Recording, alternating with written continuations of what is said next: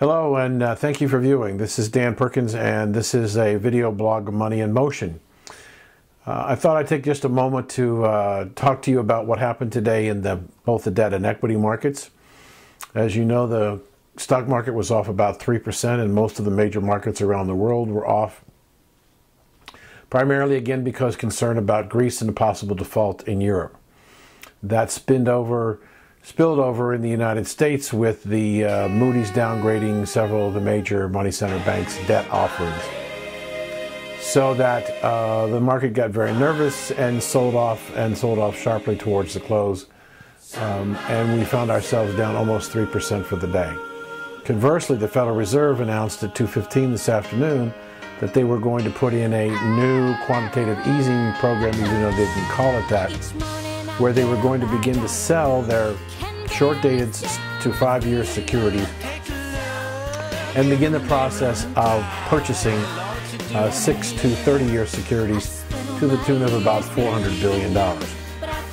Their objective here was to try and lock in lower interest rates to encourage businesses to borrow and for consumers to borrow at very attractive returns.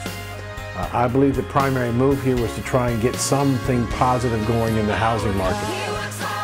However, I think the market already anticipated this quantitative easing move, and the bond market, which was the 10-year, which was about 193 before the Fed announced, dropped to about 183, 184 after the Fed announced. So 10 basis points, 1/10 of 1%, but not a significant move.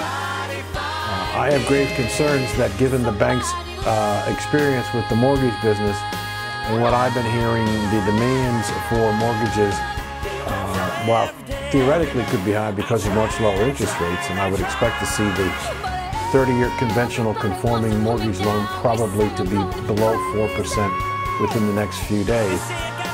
The decline in the value of the properties has made it more difficult for some people to be able to refinance, even if they had an attractive rate.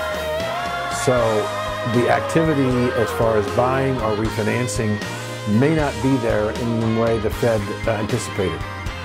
I've warned you in blogs and notes to you over the last year or so that I thought we were in a very volatile time in the marketplace. I expect you could continue to see this volatility and exceed the market probably sometime before Christmas to set a new low on the S&P 500.